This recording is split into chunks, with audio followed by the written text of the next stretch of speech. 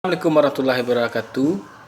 Bapak Ibu guru hebat, video ini adalah koneksi antar materi modul 1.4 berkenaan dengan budaya positif di sekolah. Bapak Ibu, selama mempelajari modul 1.4 ini, saya ingin berbagi kepada Bapak Ibu semuanya tentang apa yang saya pahami tentang disiplin positif. Bapak Ibu, selama ini kita terjebak bahwa kata-kata disiplin itu biasanya bernada negatif atau sesuatu yang mengikat orang untuk melakukan sesuatu dengan keterpaksaan. Ternyata setelah saya mempelajari modul 1.4 ini, saya ingin menyampaikan bahwa disiplin positif adalah sebuah upaya yang kita lakukan dalam menggerakkan apakah itu siswa, apakah itu warga sekolah dan iklim yang ada di sekitar kita untuk tergerak secara internal dari diri mereka untuk menyadari terhadap perilaku mereka tanpa paksaan, tanpa dipaksa, dan memang sudah menjadi kebiasaan yang menjadi darah daging dalam kehidupan mereka. Tentunya Bapak Ibu, hal ini bermulai dari bagaimana kita membuat orang itu motivasi berperilakunya tidak lagi hanya sekedar untuk menghindari rasa sakit atau menghindari hukuman atau hanya sekedar untuk mendapatkan pujian atau mendapatkan penghargaan, tetapi memang menjadikan itu sebagai sesuatu yang ada dalam dirinya.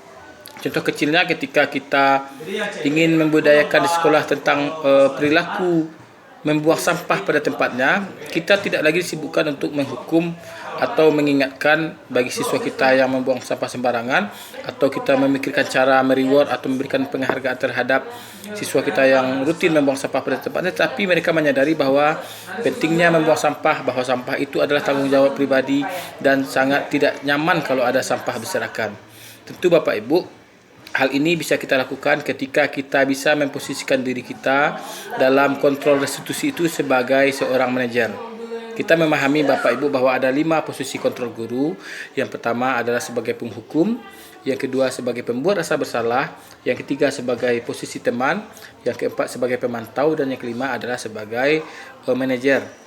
Posisi 1, 2, dan 3 yaitu sebagai penghukum, pembuat rasa bersalah, dan sebagai posisi teman biasanya membuat orang itu tergerak tidak melalui diri mereka, tetapi luar diri mereka. Mungkin seperti yang sudah kita jelaskan sebelumnya, apakah ingin mendapatkan hukuman atau sekedar ingin mendapatkan penghargaan. Tapi ketika kita bisa memposisikan sebagai manajer, maka tentunya disiplin dan hal-hal yang ingin kita harapkan itu akan muncul dalam ekosistem sekolah kita.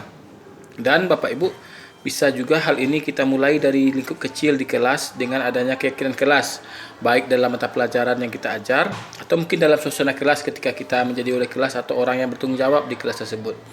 Keyakinan kelas yang kita buat itu adalah sebuah pernyataan positif yang operasional yang bisa dilakukan dan menjiwai untuk dilakukan dan menjadi nilai-nilai yang akan diterapkan sepanjang masa ketika mereka berada di kelas ataupun di luar kelas.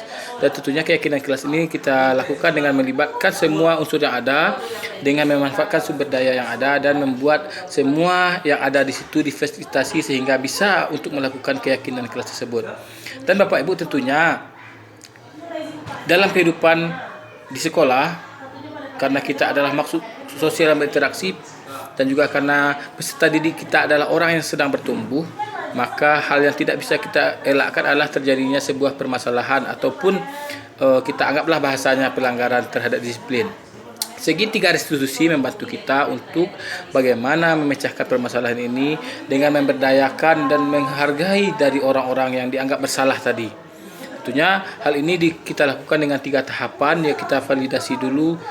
Pertama kita stabilkan orang yang melakukan pelanggaran atau stabiling the identity, atau kita stabilkan identitasnya.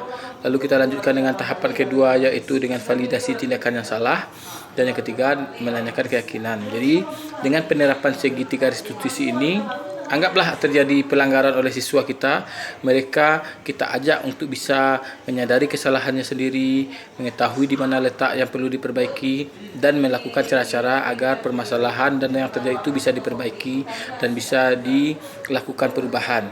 Tentunya Bapak Ibu, hal ini tentu tidak akan berjalan mulus-mulus saja. Pasti akan ada kendala dan lain-lainnya. Disinilah peran kita, bagaimana kita bisa menguatkan iklim sekolah tersebut dengan saling berkolaborasi, dengan saling berefleksi, dengan menguatkan peran kita sebagai guru penggerak dan nilai-nilai guru penggerak yang sudah kita pelajari sebelumnya.